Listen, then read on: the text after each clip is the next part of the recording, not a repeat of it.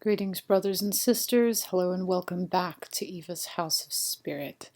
I'm Eva, for those of you who are new to this channel, and this is going to be an interesting video. I thought I would come on and share an idea that I have with all of you. It's not something that I've fully worked out, but it's something that I've kind of been considering. So, the main topic of this video is the lesser banishing ritual of the Pentagram. And first of all, a lot of you know, if you've been following this channel, that I am not one that's big on ritual or dogma, things like that. Being a chaot, and being someone that's more, I guess you could say, spirit-led or very intuitive in how I do my things, I kind of like, sort of ease of use with my magic, and I like things to be accessible and not complicated where they don't need to be complicated.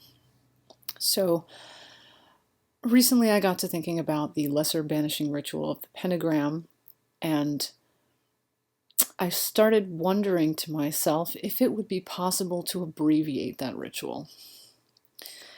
Now, before I even go into, before I even talk about the abbreviation idea, for those of you who are not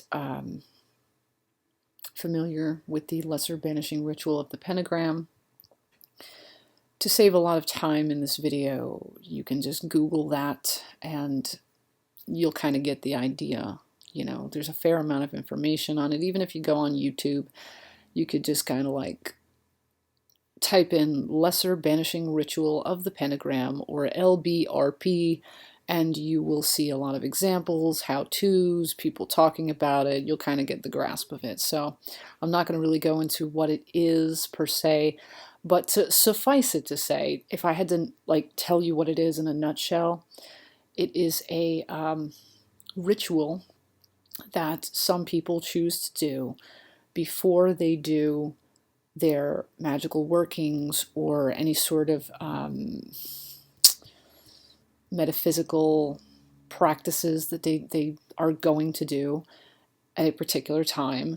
They do it beforehand for protection, for empowerment, to clear and cleanse a space of negative energies and negative entities. In itself, it's not a bad thing to do, but it doesn't resonate with everybody. Not everybody works like that, whatever, what have you. You kind of get the idea, I'm sure. So with that said, if you want to stop the video, if you need to go Google that, you could stop this video here. You can go Google that, check that out, and then come back, whatever you want to do. But for those of you who are familiar with it, let's just kind of move on.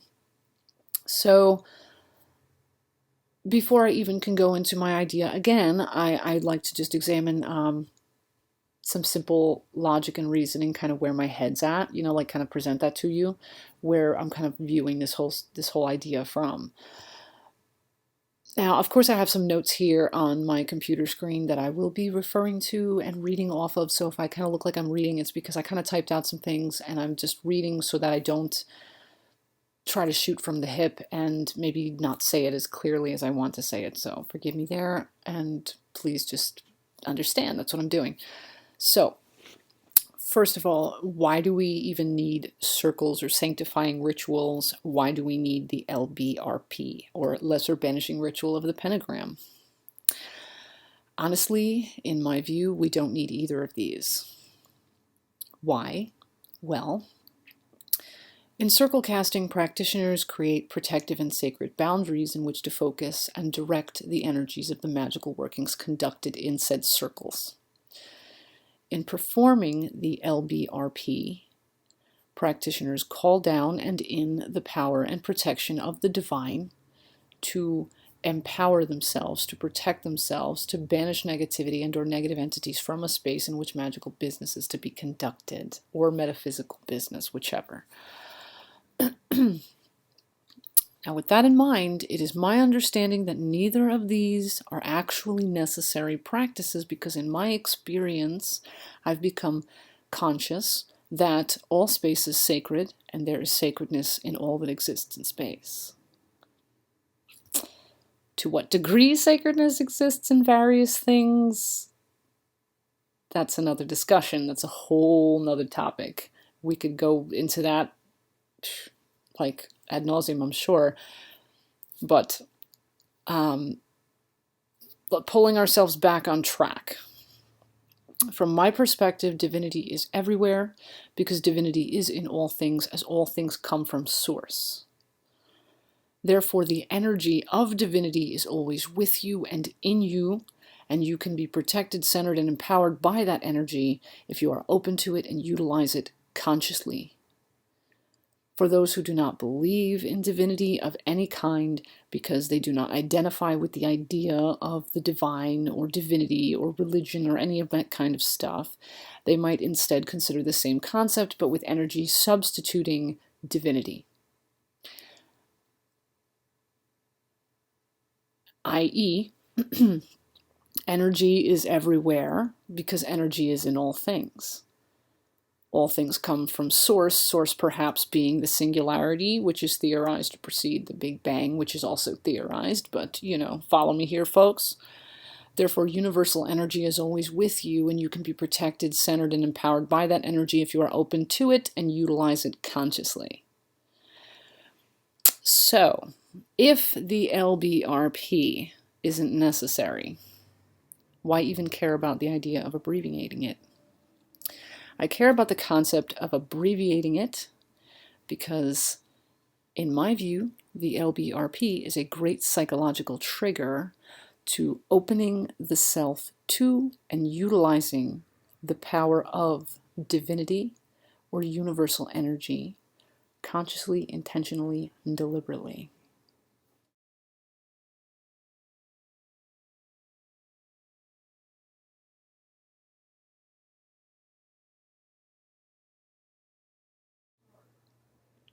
Sorry, I had to grab my coffee. This is the food of the gods here. Anyhow, so yes, I feel that the LBRP is a great psychological trigger to tapping into utilizing, that protective, divine, universal, what have you, energy that does what the LBRP is supposed to do. And essentially what I mean by I have this idea of abbreviating it is I have this idea of condensing it from a series of gestures, a series of words, a series of ritualized what have you into something instant, quick, really quick. I've thought about sigilizing the LBRP, and I did go on a site online called Sigil Scribe, where you can make sigils utilizing any intention, and you can type in some long-ass frickin' intentions. I mean long, because I copied and pasted every step of the LBRP and put it into the sigil generator, and I had it generate a sigil for the LBRP. So that I will be putting up on the screen now. I'm going to show you what the sigilized version of the, or what my initial sigilization of the LBRP is. This is not the only way to create a sigil. There are many different ways to create a sigil, but because it's such a long intention or such a long thing I'm trying to abbreviate, so many different steps, so many different words, so many different things, I decided to use Sigil Scribe, and I will have Sigil Scribe linked in the description of this video if you care to use it to sigilize something really long too. But yeah, I'm going to show you that sigil now. This is the sigil that I have initially created to stand in for the LBRP. I say initial because I may decide that it doesn't quite capture the essence and I may create a different sigil. But for now, I've created this one sigil. Check this out.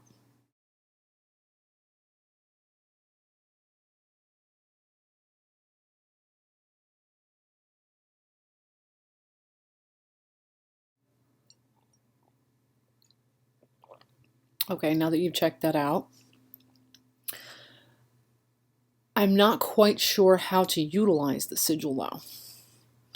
The thought did occur to me of creating a piece of jewelry that could be worn, like inscribed clay perhaps, like almost like a talisman that would hang from the neck, but it would have the sigil carved into it. And I thought of keeping the actual piece of jewelry and the sigil in it astrally clean, energetically clean, by utilizing crushed citrine crystal and benzoin, because citrine requires no cleansing. It is a self-cleansing stone. Therefore, if I was to mix crushed citrine and crushed up benzoin into paint, I thought about red paint for some reason, that really resonated with me. If I were to work that into the carved sigil, into the grooves in the sigil,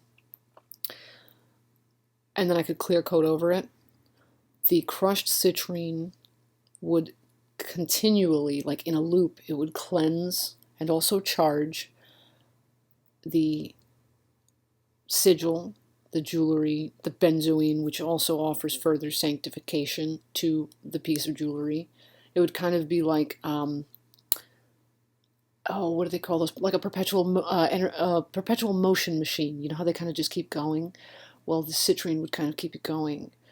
That was just an idea I had, and it would kind of be like the LBRP, but it would endlessly work, and it would go with me wherever I went, and it would kind of create sort of on-the-go sacred space, on-the-go empowerment, sort of a psychological trigger to that. It would kind of enact that wherever I happen to go, or whatever, you know, whatever I'm doing. It would just always be there so long as I had that piece of jewelry. But then, though that was an interesting idea, I thought, well, what if I don't have the jewelry? What if it gets lost? What if I forget it, you know? So then another idea occurred to me. What if the LBRP could be condensed down into a single word and action? Something like perhaps a hand clap.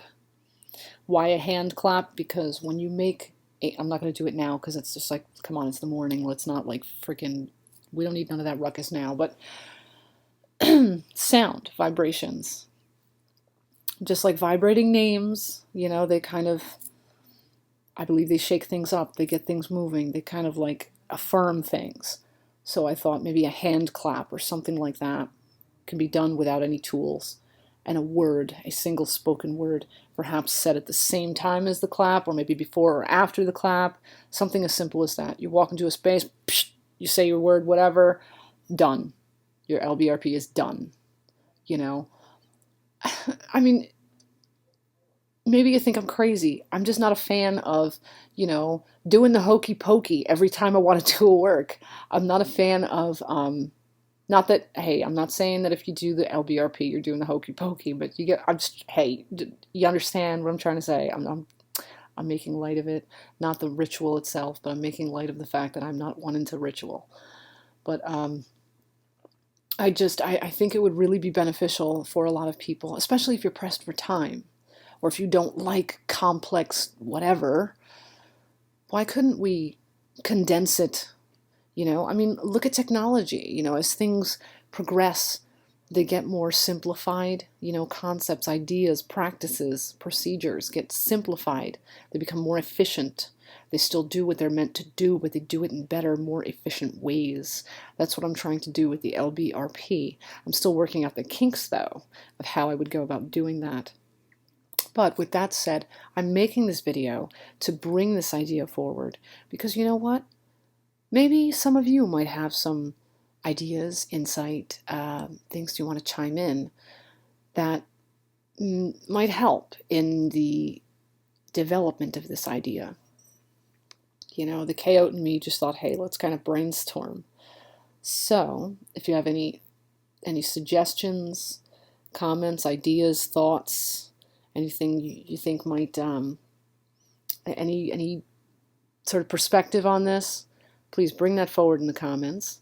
We can discuss, bat things around, what have you. You know, maybe this won't just benefit me, maybe this will benefit other people too. Yeah, you know, I like to be a little more free in the way that I work, and I'm all for this, you know, because shit, innovation's always a good thing, especially if it provides a means of progressing forward without overly complicating what shouldn't be overly complicated. And I think a lot of times magic does get overly complicated, and it doesn't have to be. That's why I sort of tend to like simpler things, not as ritualized things. So with that said, I'm going to wish you blessed be and ashe. I would love to hear from you. Please do comment below. And with that said, until next time, until our next exchange, you stay awesome, and bye-bye for now.